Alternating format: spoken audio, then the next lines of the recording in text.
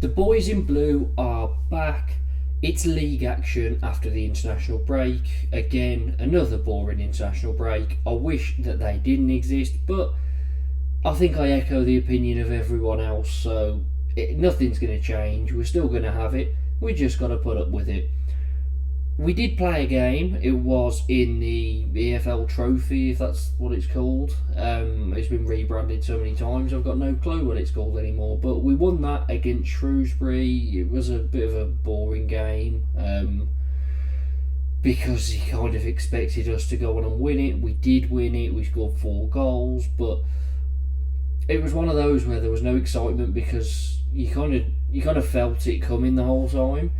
So although it was great to get the goals, it didn't feel like much of a challenge. I don't know what team they put out. I don't know if it was strong or not, but considering they're in our league, they didn't seem great. I know they're near the bottom, but yeah, we're not focusing on cup football. The focus is the league. And we've got a tough one here. It's against Lincoln. Now Lincoln are a pretty good side. We're away. They're 4th in the league. 9 played, 5 wins, 3 draws and a loss. Like us, only 1 loss on the board. I do want to take a quick look and kind of see, because I started off with my top 6 for League 1. That was my video. Where are they at the moment? Well, I can remember all the teams there, not necessarily the positions. I had Blues winning the league, we're currently 1st. But then a lot of teams are missing. We've got Huddersfield in 9th, Rotherham 15th, and Bolton in 14th. I know that they made up my top 4, and the 3 of them are not in great form. However, Bolton do seem to be turning a corner now. They've picked up 3 wins in their last 4 with a draw as well. So maybe Bolton are going to shoot up. But the others I'm not too sure. So Peterborough were the other side. I think I had them 5th and they're currently 12th. Again, not great. And then funnily enough, 6th place team was actually Lincoln. They're currently the only side other than Blues that are in the top 6 out of my predictions, and they're sitting 4th. They're in pretty good form. Let's see what they've been up to. So if we take a quick scroll down the page, you will see that here are their matches.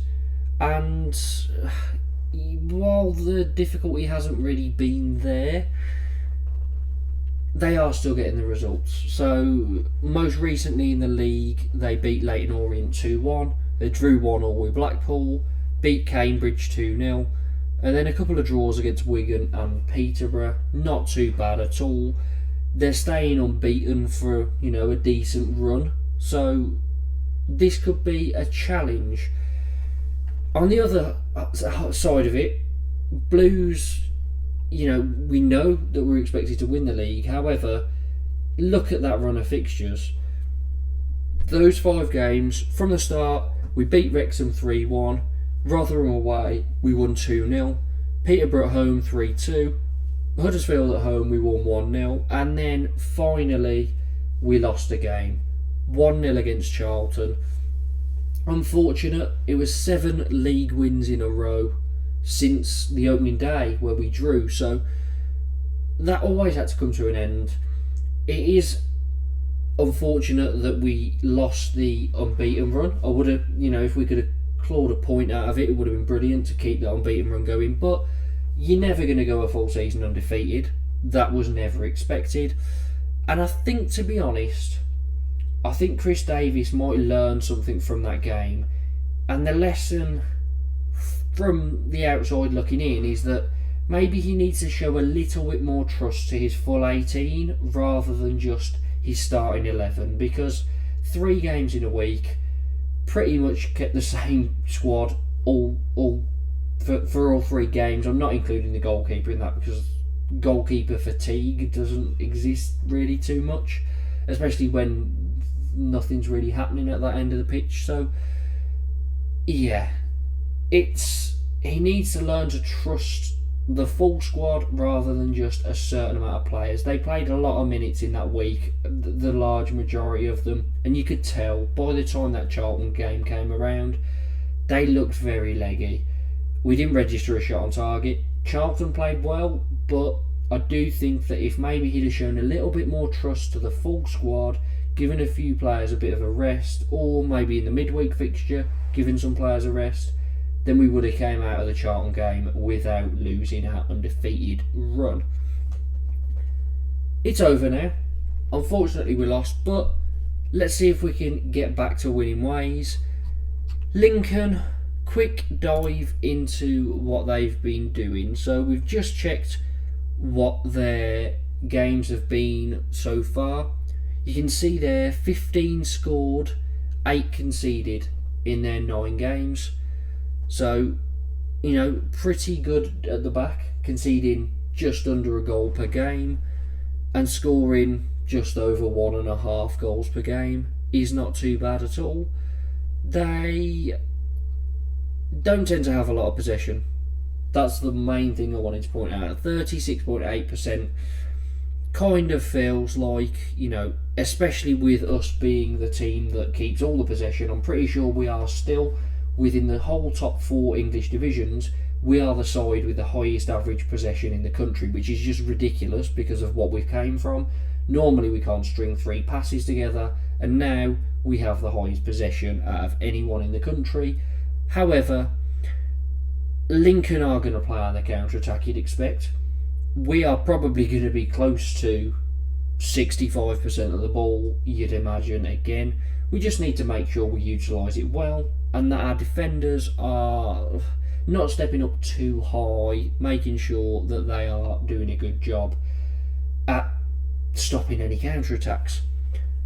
If we look at their highest rated players, we've got over 7 rating on SofaScore. There's 3 defenders in there out of the 5 players. There's a midfielder and a forward. So it does show that they are quite defensive heavy. They put defending first, and they will get you on the counter attack. The one last thing I wanted to check, I don't know if I'll be able to see it, but total shots per game, I don't think you can see it, sorry. Total shots per game, 9.4. Where are we? Sorry, 9.4. Shots on target per game, 4. So they are putting just under half of their shots on target in a game. Big chances per game is 2.1. Big chances missed per game is 1.3. So they're missing more than half of their big chances, which maybe means they're not so clinical. Maybe it's more goals from corners, because 7-headed goals from corners and crosses. It's going to be an interesting one to see, this is, because they're obviously doing something right to be where they are, but the stats don't really back them up. So, interested to watch how this goes. Let me know what your predictions are in the comments. Last thing that I do want to look at is the head-to-head of this fixture.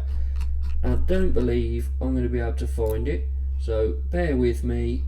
We will take a quick look and find that on the 19th, Lincoln v Birmingham, we have got